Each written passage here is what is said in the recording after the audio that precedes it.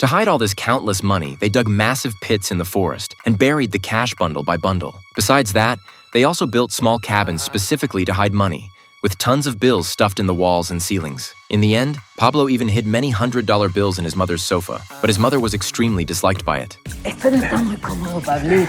Since there were so many hiding spots, Pablo hired an accountant specifically to mark each day's money hiding locations. All this money that one person couldn't spend in several lifetimes belonged to Pablo. He was the biggest drug lord in the history of the world. Yet he took this money to build schools in the slums and even gave every single resident in his hometown $100,000. This won him massive public support, and he nearly got elected president of Colombia. This is Narcos, a series based on true events. Pablo initially did smuggling business, specifically smuggling household appliances. By bribing all the Border Patrol police with money, his business went fairly smoothly. But some police were extremely greedy. They took the bribes but still wouldn't let him through, wanting even more money. But facing these people who didn't keep their word, Pablo didn't get angry. Instead, he calmly walked up to each soldier and told them the brand of jewelry their wives wore and what time their children got out of school. He knew their families better than they did themselves. For their family's safety, the soldiers had to let Pablo pass. With this extraordinary courage, if he only did smuggling business, Pablo could also earn endless wealth.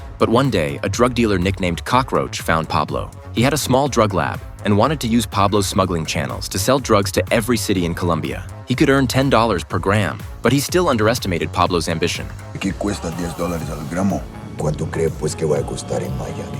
This shocked Cockroach greatly. Then he took Pablo to visit his small lab. Although it looked very crude, it could produce hundreds of pounds of cocaine every day. Unexpectedly, Pablo proposed to transport 100 pounds that same day. He immediately had his cousin buy 3 small cars and put 5 kilograms of drugs in each tire. If sold at American prices, just this one time could make him millions. But this method could only get through domestic security checks. There was no way to transport it to America. So Pablo found a trusted American called Lion. He stuffed exactly 10 kilograms of drugs into his suit. Then Lion took the regular route and successfully entered Miami. Because at that time, America only focused on marijuana and was very lax about checking powder. After leaving the airport, he handed the drugs to local distributors, but then immediately rushed back to Colombia. Just like that, Lion ran back and forth between Colombia and America over a dozen times before finally transporting this batch of goods. With the first sum of money, Pablo directly bought several large trucks to transport drugs. Because the trucks were loaded with potatoes, Border Patrol police were too lazy to check,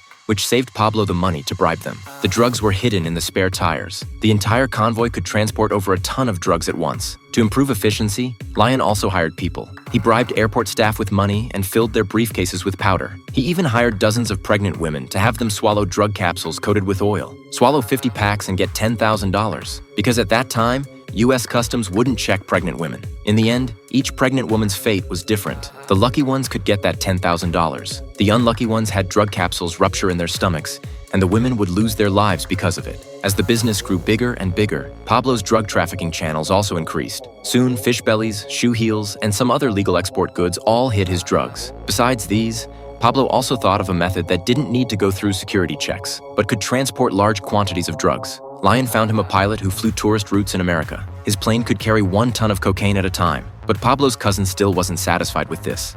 ¿Qué pasa si sacamos los asientos, los tapetes, los extintores y todo eso que no sirve y dejamos solamente espacio para el piloto? ¿Cabe más? ¿Serán 300 más? Just like that, they used every space in the plane to the extreme. With this drug trafficking airline, Pablo's drugs sold extremely fast. Soon, there was a supply shortage situation. He went to the lab to urge Cockroach to speed up the drug production process. But Cockroach's mood seemed very bad because he was in the forest every day, very bored, while Pablo and his people lived in big villas and lived wealthy lives. This made Cockroach very dissatisfied. Although on the surface he was still cooperating with Pablo, behind the scenes he had already started scheming against him. Sure enough, an accident happened that day. The police, who usually didn't check cargo, suddenly stopped the big trucks and also demanded to check their spare tires. This batch of goods was 400 kilograms, causing Pablo to lose nearly $20 million. At this moment, he no longer had his previous calm and drove straight into the police station.